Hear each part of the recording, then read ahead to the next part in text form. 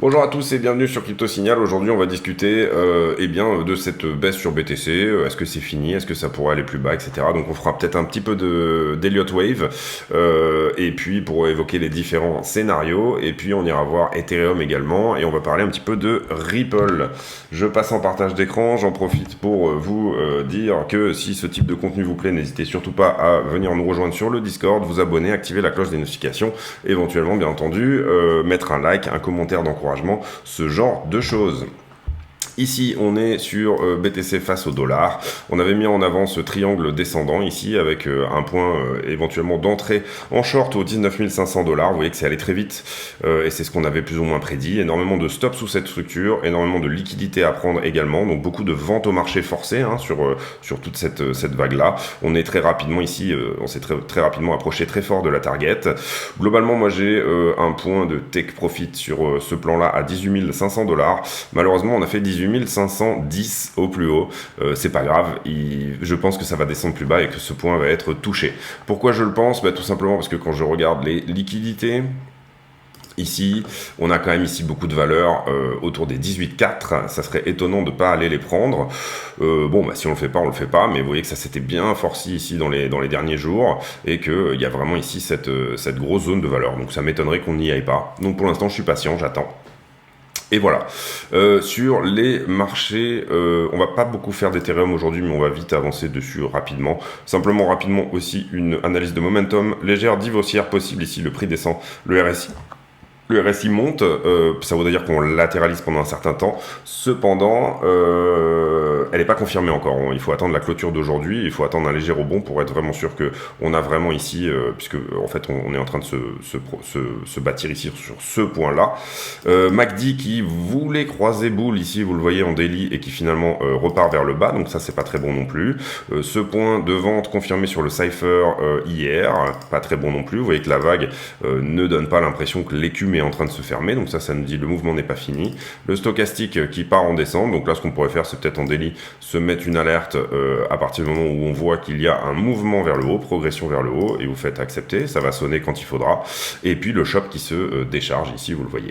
Bon voilà, globalement en daily c'était plus ou moins ce qu'on avait vu. Alors hier on avait un momentum un peu plus fort que ça. C'était un peu plus encourageant en daily, mais par contre on avait vu sur le 12 heures, etc., ce genre de choses que c'était pas très boule.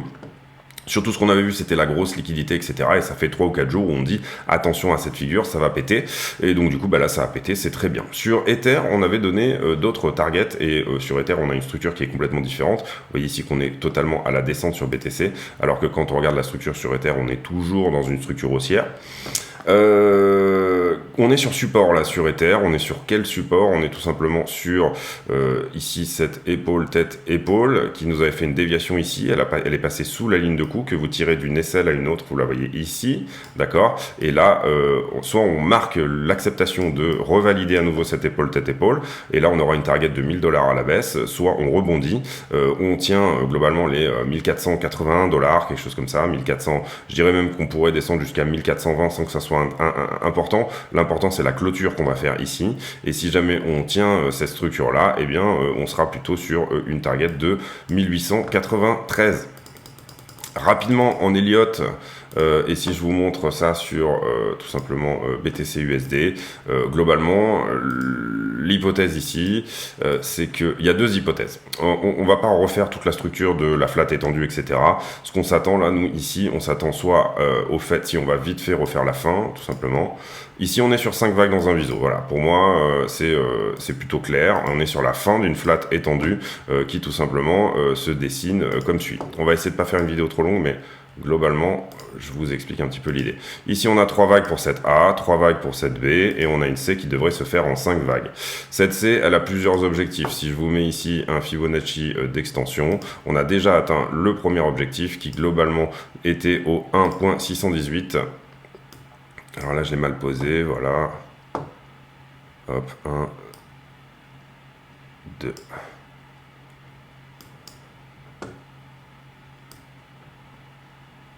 Voilà. Au 1.618, on était à peu près à 19 000 $. Donc là, on a reporté. Cette vague doit faire 161,8% sur une étendue de la vague A.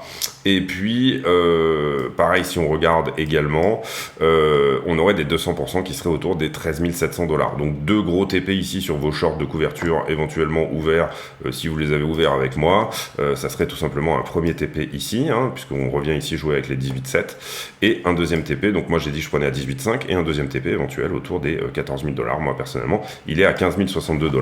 Et j'ai jamais payé les 15 000 $ sur BTC, donc du coup, je vais en profiter pour également racheter du BTC dans cette zone. J'ai déjà payé les 18,5, pardon. Par contre, pour ceux qui s'en rappellent, j'avais pratiqué un achat en DCA, moi, autour de ce point-là. Donc du coup, voilà, on reste dans le plan et on bouge pas. On reste plus ou moins binaire sur ce type de choses-là. Globalement, sur la correction, la fameuse correction qui se fait en 5, soit on a déjà terminé la 4, et je vais vous dessiner les vagues pour m'expliquer. Je le fais rapidement, mais vraiment, voilà. 1, 2, 3, 4, et donc là on a une 5 qui va aller plus bas, donc on va tout de suite au 14, soit on a une 4 qui va se dessiner en 3 vagues, mais qui va être plus importante, c'est-à-dire que tout simplement, on aurait potentiellement ici un retest des 29 000, soit un retest des 25 000. Pourquoi je dis un retest des 25 000? Parce qu'on pourrait très bien faire une flat, c'est-à-dire que qu'est-ce qu'on fait dans une flat? On fait une A, une B qui vient précisément toucher à partir de 0,90, on est OK là-dessus, et jusqu'à 127, on est OK, quand on est de toute façon dans cette zone à peu près, mais globalement, on va la mettre ici équivalente, et qui ensuite reviennent toucher la borne haute, c'est-à-dire les 25 000 ou légèrement au-dessus. Ça, c'est une régulière flat. Si jamais on fait une flat étendue, on aura quelque chose qui ressemblera plus à ça. D'accord? Ça, c'est la structure sur BTC. Elle est totalement différente sur Ethereum USD, ou au sens où c'est pareil, là vous avez déjà les vagues dessinées, donc ça va être assez rapide. Ici, on a soit terminé la 4 et on vient faire une 5 sur Ethereum, soit on est en fait dans une structure ici en zigzag, c'est-à-dire qu'à l'inverse, structure en zigzag, ça nous donnerait quelque chose comme ça, avec une 2 en admettant qu'elle soit finie maintenant, et une 3 qui correspond à peu près à la vague 1, donc quelque part ici autour des 2400 $, 2400 $, quelque chose dans ces eaux-là. Voilà, donc ça c'est pour les structures. C'est pas forcément le scénario qui va se passer, vous comprendrez que le scénario, on va dire plus bear, c'est celui où on descend tout de suite, et où cette 4 se termine à des points moins importants que ce à quoi on l'attendait. C'est un peu la même chose sur les marchés. Hier, on a pas mal dévissé, hein. C'est pour ça que Bitcoin a perdu son support et que du coup, ça a engendré cette cascade de liquidation. On a aussi demain un discours de Powell, donc ça, c'est important. Le marché se prépare à ça. Donc, on est déjà en train de pricer le fait que Powell va être tout simplement relativement hawkish, donc bearish, hein, en fait, sur l'histoire. Vous voyez également quand même un petit peu le même genre de structure, sauf qu'on n'a pas la flat avant, ou en tout cas, elle serait vraiment un petit peu bizarre ici et très petite. Enfin, il n'y aurait pas de conjonction entre les vagues, mais globalement, on voit bien ici que on est sur une 1, 2, 3, 4, 5 également sur le marché action. Là par contre on a déjà touché le haut du biseau, donc le marché action nous dit moi je suis en train de faire ma 5, donc potentiellement Bitcoin serait en train de faire sa 5 aussi, et ça irait en faveur potentiellement si jamais on reste corrélé, hein, tout à fait, hein, c'est pas tout à fait sûr qu'on soit extrêmement corrélé dans ces eaux là. Il y a un moment donné où Bitcoin et les cryptos vont faire leur vie par rapport au Nasdaq, on sait pas quand ça va être, mais globalement ici un support à défendre très important, c'est-à-dire que là soit la 5 est tronquée et on repart là tout de suite plus violemment, soit on continue dans cette descente de 4, et là, alors là, les objectifs peuvent être beaucoup plus bas, à minima 268 ici sur le Nasdaq, sur les futurs, soit vraiment plus bas, et sur le S&P, c'est un petit peu la même structure, vous le voyez. Globalement, on aurait une 4 ici qui serait terminée, vous le voyez, là, hein, ça c'est un des décomptes, hein. Il y a autant de décomptes que des liotistes, c'est mon décompte, c'est le décompte dans lequel je suis par rapport à mes trades, mais vous devez avoir votre propre décompte et vos propres possibilités ici. Bon, globalement, soit on fait un rebond ici à peu près sur ce support, et ça correspondrait bien au 0,618, et puis ensuite, soit on corrige ici en flat, soit on corrige plus bas, on vient perdre ce plus bas, et les objectifs se retrouvent autour des 3475. Donc tout ça est bien évidemment... Tout est globalement d'une certaine manière possible. On a un petit gap ici qui n'a pas été comblé et qui viendrait nous dire que potentiellement on est plutôt dans ce type de scénario-là sur les actions, ce qui nous donnerait effectivement un 14K sur Bitcoin. Et je dis 14K, ça peut très bien être 12, ça peut très bien être 10, vous comprendrez ici que personne ne sait où sera exactement le bottom, sinon s'il vous l'annonce juste avant, c'est juste que c'est un gros coup de bol. Mais vous avez des scénarios à tenir, vous avez des choses où vous devez tout simplement vous procurer des informations par le marché, que ça soit dans le fondamental, dans toutes ces choses-là, et puis ensuite tout simplement les jouer.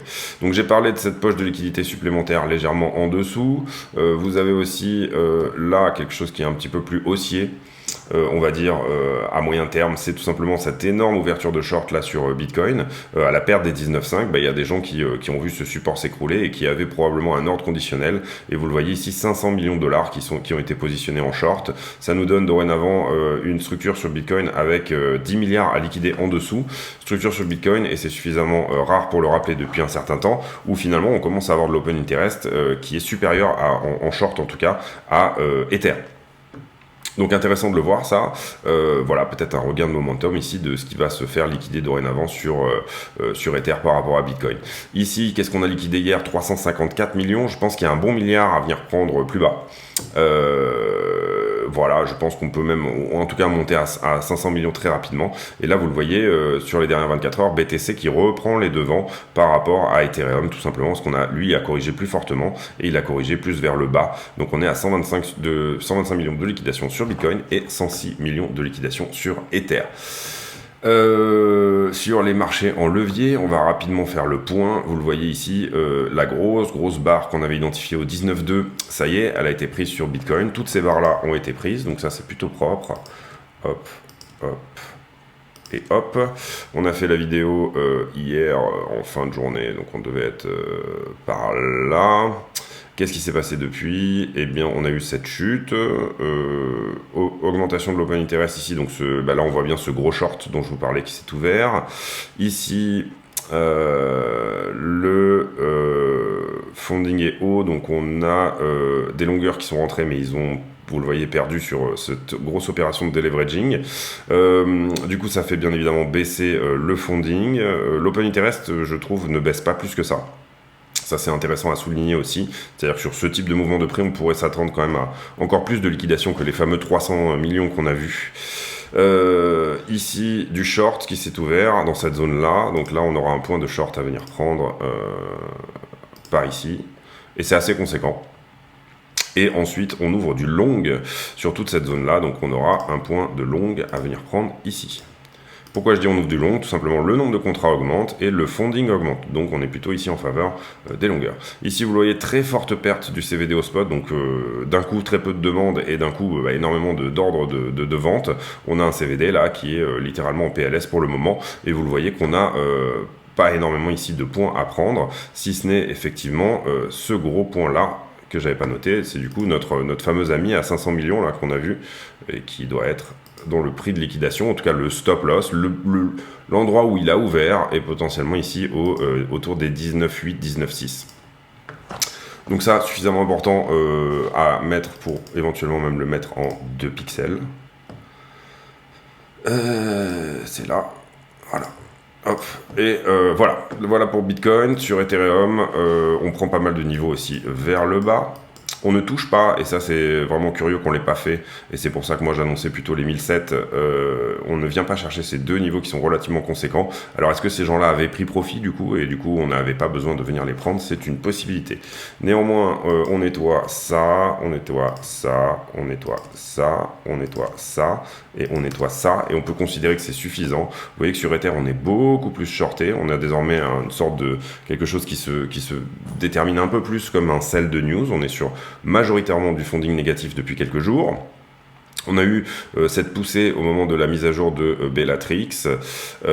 Ensuite, on a eu ici une correction qui se fait pas forcément ici sur du gros contrat.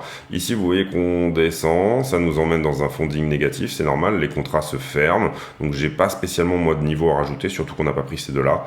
Et ici, comment ça se fait? Ça se fait d'abord sur du short. Donc, à partir de là, voilà.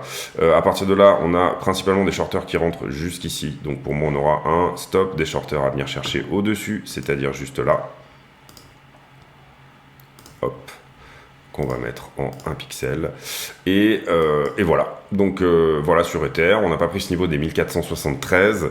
On s'est arrêté juste avant. Et par contre, sur Ether, on a eu aussi vraiment une perte au niveau du CVD. Et ensuite, là, on est en train de reprendre un petit peu d'action au niveau du CVD spot.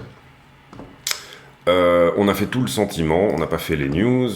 Globalement sur les news, rien sur Wall Street Journal. On a déjà fait les études des marchés tout simplement. Ici pour moi, pas grand chose non plus sur CoinDesk. J'ai pas fait de gros points Twitter aujourd'hui. Ici, on nous dit que, et c'est, je pense aussi en partie pour ça, tout simplement que, voilà, on a des marchés qui flippent un petit peu, puisque la Russie ferme Nord Stream 1, plus ou moins définitivement, en tout cas jusqu'à nouvel ordre. On nous avait dit que c'était pour des questions de, de maintenance, mais là, Poutine nous dit tout simplement on le ferme. Alors il reste bien entendu le Turk Stream, il reste aussi un pipeline dont un gazoduc dont je me souviens plus le nom, mais qui passe sous l'Ukraine tout simplement. Ces deux-là sont toujours fonctionnels, mais ici, bien entendu, des prévisions pour l'Europe qui sont pas forcément très bonnes. Demain, on aura le discours de Powell. Hier, je vous ai dit que c'était à 9h10. Donc 15h10 chez nous, je me suis trompé, on est en 9h10 PM, donc ça nous mettra plutôt dans un discours dans la nuit. Je pense qu'il doit peut-être parler en Europe, et du coup le soir, à vérifier. En tout cas, 9h10 du soir, ça nous emmènerait trop tard. Non, il doit parler, je vais me renseigner là-dessus, je vous dirai ça sur le Discord. Et globalement, 9h10 PM, ça nous emmènerait chez nous à plus 5h, minuit 10, 6h, à 1h10 du matin. 1h10 du matin, on aura un discours de Powell, donc suivez bien les cours à ce moment-là. Selon ce que peut nous dire Powell, en tout cas, vraisemblablement, un petit peu de volatilité dans la journée de demain. Et la grosse info pour moi, et c'est ça qui pourrait vraiment retourner le marché vers le haut ou tout simplement l'envoyer plus bas, c'est tout simplement le CPI qu'on aura mardi prochain, donc désormais dans 6 jours. Sur MarketWatch, un article que je trouve intéressant, qui est que BlackRock nous dit que il va falloir tout simplement exploser la demande avec une récession, et c'était tout à fait le discours de Powell. Donc du coup, globalement, ce que nous dit BlackRock, c'est que leur vision des choses, c'est qu'il va falloir 2% de perte du PIB, c'est-à-dire plusieurs trimestres encore consécutifs en croissance négative, en récession, pour pouvoir retrouver la courbe normale de demande qui est ici.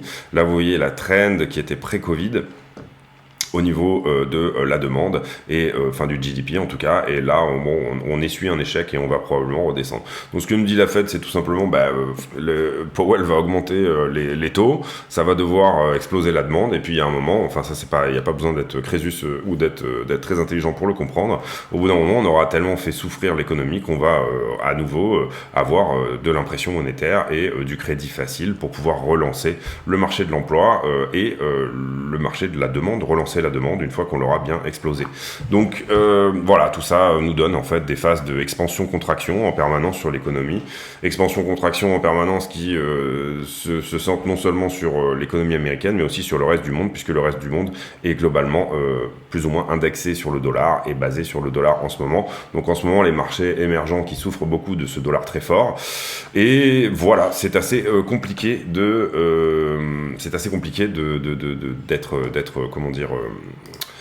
d'être optimiste dans ce qu'on voit en ce moment, en tout cas, mais comprenez bien ici que nous, ce qu'on cherche à trouver, c'est tout simplement le pic d'inflation. En tant qu'investisseur, on cherche à trouver le pic d'inflation, et là, on va pas attendre une récession et un bas de récession pour tout simplement investir, parce qu'en attendant, on aura déjà trouvé des plus bas. Donc le marché va toujours anticiper à peu près entre 3 et 6 mois d'avance. Et donc du coup, on veut être là quand on aura cette fameuse anticipation. Donc le CPI, très important. Si on a un deuxième CPI baissier, excusez-moi, je vais peut-être éternuer. Si on a un deuxième CPI baissier, ça veut dire qu'on a peut-être trouvé ce fameux pic d'inflation. Je cherche ma courbe là, voilà, et on a déjà eu un CPI baissier, et c'est ce qui nous a donné tout simplement le rallye qu'on a connu jusque-là.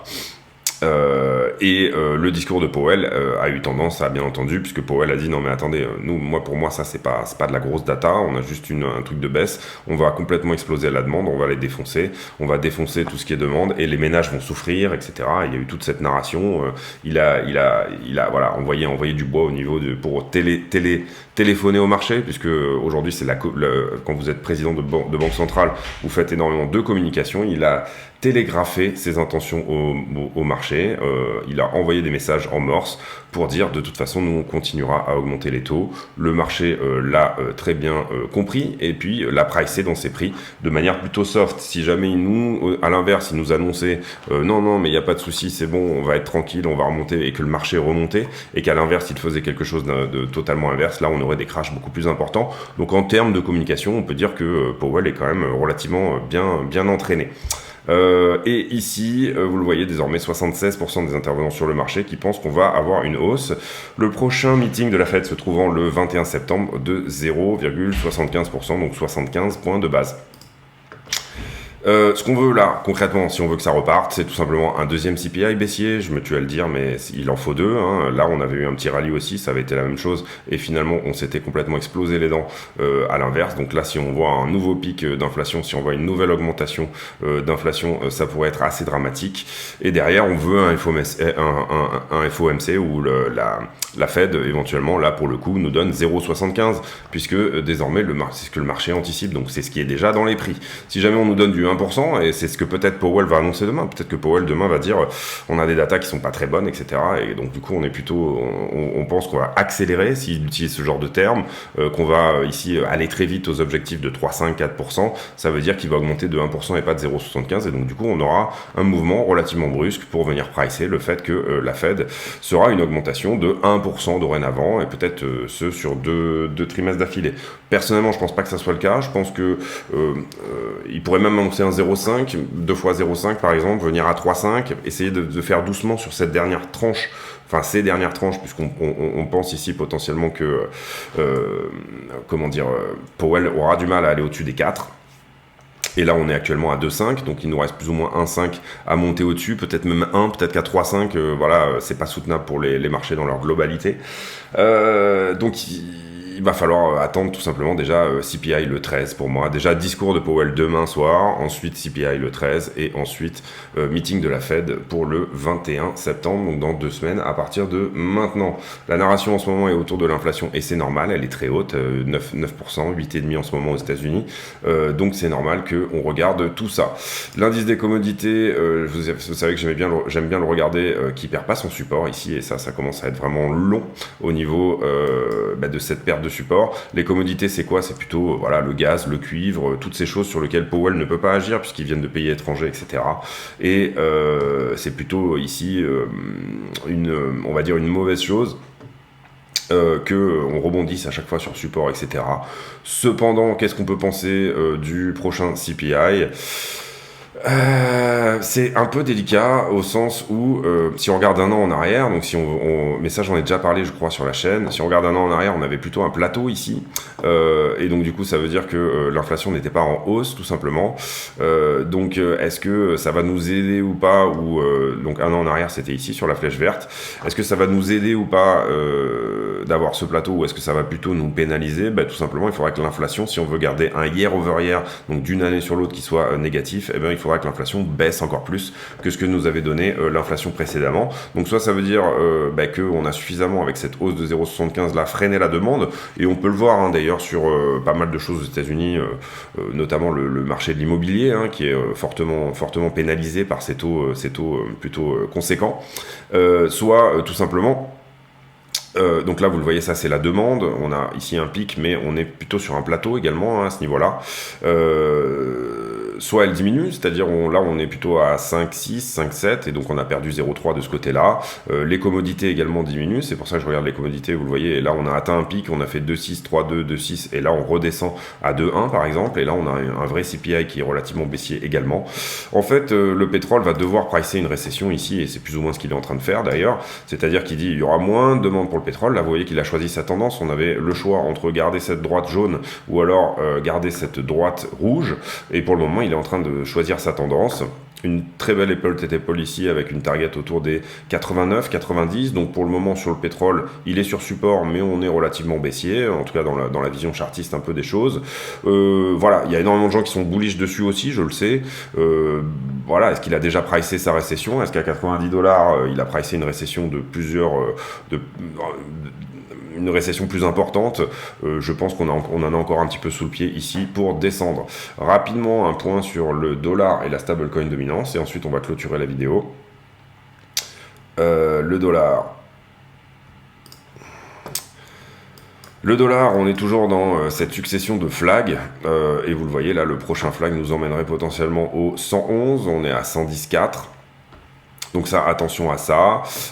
Voilà, il en a encore sous le pied, le dollar pour monter encore un petit peu. On a, je crois, une réunion de la BCE demain également, qui va éventuellement nous dire si la Banque Centrale Européenne augmente ses taux de 0,75. Là, pour le coup, la communication est beaucoup moins bonne que quand c'est à l'américaine. Donc on a eu on n'a pas eu le coup de fil de Christine Lagarde pour nous dire plus ou moins là où on allait aller. Mais on sait que ça va augmenter, vraisemblablement. Donc du coup, on ne sait pas de combien. Mais ça va redonner du jus à l'euro, c'est ça l'idée, tout simplement, c'est-à-dire qu'on va ici pénaliser le crédit également en Europe pour récupérer un euro un petit peu plus fort, ça pourrait faire corriger légèrement le dollar. Néanmoins, je pense que le dollar, on est encore sous le pied. Et globalement, le Dixie, c'est le dollar face à un panier de devises. Je crois que l'euro compte pour une 50aine de % dedans. Donc oui, bien évidemment, si on a un euro-dollar qui est bullish, on aura un Dixie qui descend. Donc ça serait peut-être plus ou moins une bonne chose pour les actifs risqués. Et sur la stablecoin dominance, puisque nous c'est l'indice du cash, mais dans notre domaine, c'est-à-dire la crypto, pour moi, vous voyez, sincèrement, on a atteint la target du biseau. La target du biseau, elle était là, donc c'était une retouche ici. Pour moi, sur la stablecoin dominance, qui est un très très bon indicateur de ce qu'il est en train de se passer, on est en haut du canal là, et on serait potentiellement sur un point de retournement. Alors le fonda nous dit pas forcément ça, bien entendu, on a un discours de Powell, etc. On peut avoir des sell-off, on peut aller plus bas, mais quand je regarde juste cet indicateur qui est relativement simple, qui est très accessible, on est ici en haut du biseau. J'ai rajouté, vous le savez, j'en ai parlé dans la vidéo d'hier, j'ai rajouté le BUSD parce que je pense qu'il va prendre beaucoup de place, étant donné que Binance a coupé la possibilité d'accès au Circle sur Binance, et j'ai rajouté le DAI également puisqu'il représente un petit nombre de pourcents, donc comme ça on a quelque chose de vraiment plus correct ici, vraiment plus intéressant. Le top du top du top sur la stablecoin dominance, ça serait tout simplement qu'on vienne faire ici une épaule, une tête et une épaule, et qu'on vienne péter ici ce support, ce qui nous emmènerait tout simplement tout en bas du flag, et ça quand on est tout en bas du flag avec une stablecoin à 6%, ça nous emmène plutôt vers des niveaux autour de 50 000 $ sur Bitcoin. En tout cas, c'est ce qu'on peut prévoir dans cette logique-là. Donc vous le comprendrez ici, haut de flag, là vous avez cette déviation, et là on regarde la tendance depuis 2018. Tout ça c'était tout simplement un bear market, un bull run, un bear market, un bull run, un bear market, un bull run, ok. Donc sur la stablecoin dominance, en tout cas sur les targets qu'on avait nous, à moins qu'on pète à nouveau tout simplement ce point-là, et qu'on casse ce fameux canal, il y a un moment donné où les modèles sont faits pour être cassés. Si on casse ce fameux canal, et à ce moment-là, ça serait vraiment pas très bon. Si jamais on ne le casse pas, et qu'on se fait rejeter tout simplement, et c'est ce qu'on va surveiller ici par la droite bleue que vous voyez là, et là c'est très bon, ça veut dire que ça y est, on a fait notre double bottom, on est bien, etc. Je suis désolé, j'envoie pas mal d'informations contradictoires, mais en même temps c'est un peu mon devoir. Donc voilà, globalement, pour moi, soit on a rebond maintenant, et donc du coup on a atteint cette fameuse target ici autour des 18,5, et là on continue cette 4 à minima, et là on verra ce qui se passe, vous comprenez que ça peut tout à fait être une 5 tronquée, même si harmoniquement elle est beaucoup moins grande que les autres, etc., et elle est beaucoup moins belle. Donc moi j'aurais tendance à pas du tout privilégier ce type de scénario là où la 5, vous voyez qu'elle est toute petite par rapport à ses copines. On attend plus ou moins quand même quelque chose de cohérent, donc j'aurais tendance à ici privilégier quelque chose de un peu plus long dans le temps pour se faire comme suit. Vous voyez que là on est en février 2023, enfin bon, je sais pas exactement quels sont les, mais globalement voilà, ça serait une pattern très harmonique, ça serait une structure très jolie, là où ce que je vous ai montré auparavant serait vraiment un petit peu dégueulasse. Voilà, on va clôturer là. J'espère que cette vidéo vous a plu. On fait 28 minutes aujourd'hui, je voulais faire 20 minutes, mais c'est pas grave, on a pas mal discuté. Comprenez aussi que il y a beaucoup de projets en ce moment autour des CBDCs, et que Ripple est dans la boîte. Ripple, il y a une rumeur comme quoi Ripple va potentiellement ici travailler sur un gros projet de monnaie de banque centrale. Donc suivez peut-être ça. Je vais pas ici faire toute une vidéo sur Ripple, mais globalement Ripple présente des conditions d'achat intéressantes et moi personnellement j'ai pas de Ripple dans mon bac depuis en fait quand j'ai vu qu'il y avait le procès de la SEC, je voulais attendre le dénouement pour savoir ce qui se passait exactement, donc j'ai lourdé tout mon bag, mais ici on commence à avoir des choses vraiment intéressantes, à savoir ce triangle notamment là ici qui a pété en bas il y a de ça un moment, j'avais dû en parler déjà puisqu'il était déjà dessiné, etc., donc j'ai déjà dû faire une vidéo là-dessus. Et qu'est-ce qu'on atteint là? Pour moi on commence à atteindre des niveaux intéressants, donc je commence à me positionner à l'achat ici sur Ripple avec un achat au 0,28 qui n'a pas été pratiqué, hein. C'est-à-dire que là je ne l'ai pas payé ce niveau-là, mais un nouveau point bas ici sur Ripple me donnerait potentiellement un point d'entrée sympathique, premier point d'entrée, deuxième point d'entrée sur ce support là ici à ce niveau-là, troisième point d'entrée sur support également à ce niveau-là, et quatrième point d'entrée tout simplement à la target de ce triangle. Voilà, donc personnellement, pour moi, les petites rumeurs, etc., j'attends un retracement plus important. Globalement, sur les cryptos, j'attends un retracement plus important. Maintenant, on a des signes sur la stablecoin dominance et notamment sur les dérivés. Notamment ici, vous le voyez, alors on peut aller à 18,4, hein, c'est pas du tout un problème. Mais moi, j'ai des petits signes de rebond quand même. Et principalement, je dirais, cette énorme position là ici qui a été ouverte. Si jamais ce gars-là ne prend pas profit, on aurait potentiellement ici une sorte de Bart Simpson en création, c'est-à-dire que du coup je voulais faire une vidéo courte, mais j'ai des choses à dire et vous m'excusez par rapport à ça, mais qu'est-ce que c'est un Bart Simpson? On va se mettre en 15 minutes même. Ça serait globalement de faire un retour à l'envoyeur ici, c'est-à-dire tout simplement on fait ça, on fait ici un truc un peu comme ça et on remonte assez vite chercher de la liquidité de ceux qui avaient ouvert quelque chose à ce point-là. Possible, vraiment possible, et après, soit on part dans le scénario d'Elliott que je vous donne, soit on part dans un autre. En tout cas, au niveau de la liquidité, il y a de la thune au-dessus. Au niveau des points cohérents à venir chercher, on est en train de les prendre, on les a plus ou moins déjà pris. Demain, discours, donc du coup, il y aura potentiellement ici une pression baissière. Est-ce que là, on n'a pas d'ailleurs pricé tout simplement le discours de Powell? C'est une bonne question aussi. Est-ce que les marchés n'ont pas été fébriles, notamment sur Nasdaq, etc., en raison de ce fameux discours que Powell est censé prononcer demain? Et puis, voilà. Moi, j'aurais préféré que ça fasse ça, concrètement, vraiment, d'aller juste prendre la liquidité et repartir. C'est pour ça que j'avais préparé mon ordre de vente au 18,5, il a été loupé à 10 $. Si maintenant on commence à faire ça, c'est pas la fin du monde, c'est pas grave, c'est juste de l'argent.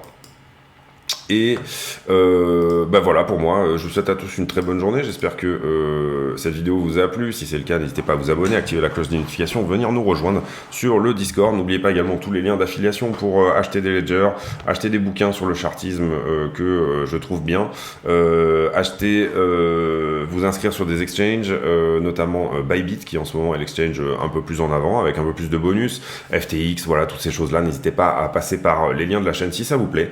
Venez nous rejoindre également sur le Discord, comme je vous le dis, dont le lien est en description de la vidéo. Il y a de tous les niveaux, il y a de tous les profils sur le Discord, et c'est ça qui est relativement agréable puisque tout le monde a plus ou moins une réponse à chaque question. J'ai pour habitude de poser une question à la con en fin de vidéo pour voir si les gens suivent jusqu'à la fin, etc. Et puis pour discuter de choses et d'autres qui n'ont rien à voir avec le Bitcoin. Et la question du jour sera... Est-ce que vous êtes du genre à toujours envoyer des cartes postales ou pas? Voilà, ça sera la question du jour. Est-ce que vous êtes plutôt email, SMS, ou est-ce que quand vous allez en vacances quelque part, etc., vous trouvez une carte postale pour envoyer à 2-3 personnes qui aiment bien recevoir du courrier? Voilà, c'est tout pour moi. Je vous souhaite à tous une très bonne journée. On se retrouve demain pour un nouveau point météo sur le Bitcoin. À bientôt. Ciao.